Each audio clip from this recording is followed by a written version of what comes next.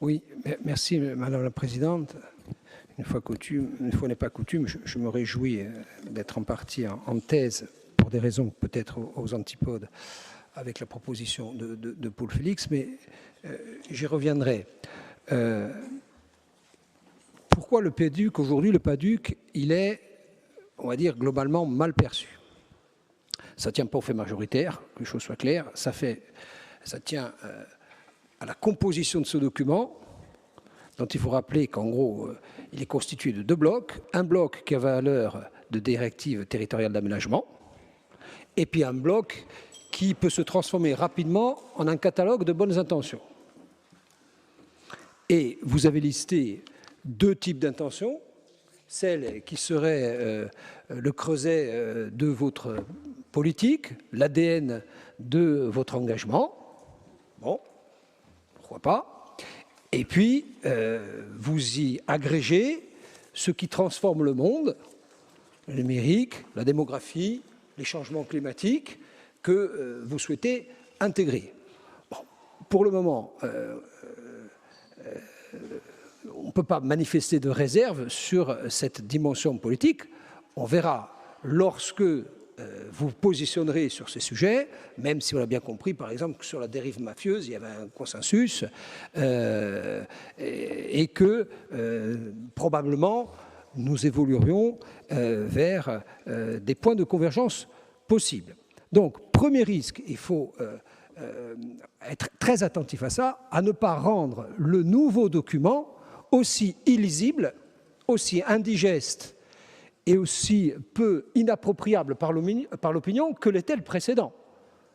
Évitons de retomber dans le même piège. Et évitons, ce faisant, de laisser croire que sur des politiques, pour l'heure, régaliennes, le PADUC aurait vocation à apporter aux citoyens de Corse des solutions. Elles ne peuvent, ces solutions, exister que pour le moment, en tout cas, qu'avec un concours sérieux de l'État. Ce qui reste pour le moment très hypothétique. On en vient au premier bloc, ce pourquoi a été pensé de façon générique et historique le PADUC, le PAD, c'est-à-dire un plan d'aménagement. C'est la raison pour laquelle nous poserons un amendement pour que, dans ce qui nous concerne aujourd'hui, c'est-à-dire le périmètre, que vous soyez en capacité de signifier que cette révision, même si concomitamment vous allez essayer de tenir les deux bouts, doit être d'abord et avant tout la satisfaction d'un objectif en direction notamment des bâtisseurs que sont les maires, mais pas seulement, en direction de l'opinion pour que vous puissiez mettre sur la table vos engagements politiques et comment ils se traduisent en termes d'aménagement. C'est ça qui importe de mon point de vue, du point de vue, en tout cas, de ceux qui sont les premiers aménageurs du territoire, c'est-à-dire les maires. Pour le reste, on va être embêté si vous n'acceptez pas la proposition qui vous sera faite de voter par article. Pourquoi ? Parce que l'article 3 et l'article 4 correspondent à ce qu'on vous a demandé, c'est-à-dire évidemment l'intégration des dispositifs réglementaires et législatifs qui existent.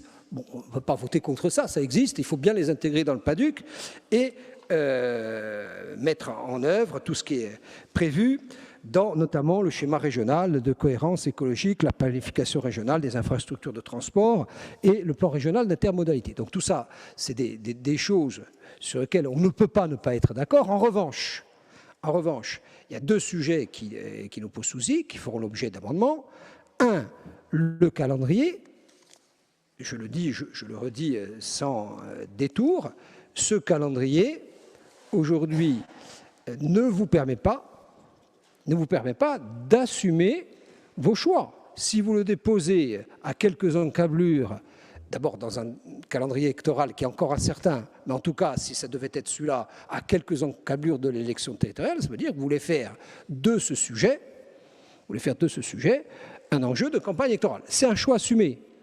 moi je défends la thèse avancée par Paul Félix, qu'on doit être suffisamment en retrait pour que ce sujet-là soit soldé. Alors après, ce sera un référendum sur votre PADUC ou pas, mais ça, ce n'est pas prévisible. En tout cas, on ne peut pas laisser penser que vous avez cette date qui est dans l'esprit de tous les maires, qui est le 22 août 2027, et qu'on va attendre encore un peu, et puis 2028, et puis 2028, il y a peut-être des élections, il y a peut-être une alternance, il y a peut-être des gens qui vont encore vouloir le réviser, ou le détricoter, le rétricoter. Il faut que les bâtisseurs et les aménageurs aient un calendrier qui puisse leur permettre d'avoir le vertige de ne pas avoir le vertige à partir du 22 août 2027.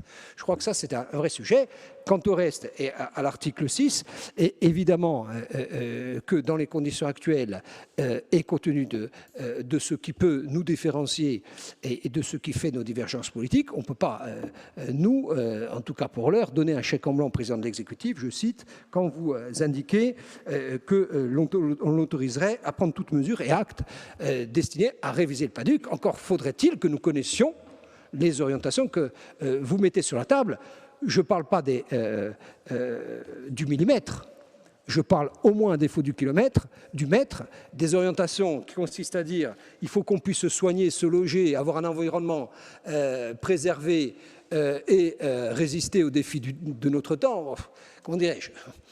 On ne peut qu'approuver, mais ça ne va pas être ça le PADUC.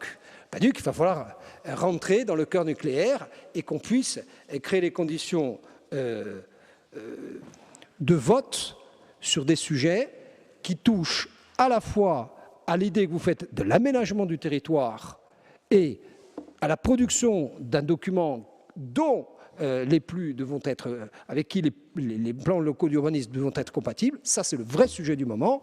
Et après les orientations, rentrer un peu plus précisément dans ce qui fait le cœur de vos ambitions dans ce document. Mais de grâce, essayons de sortir collectivement du syndrome de l'usine à gaz sur ce sujet.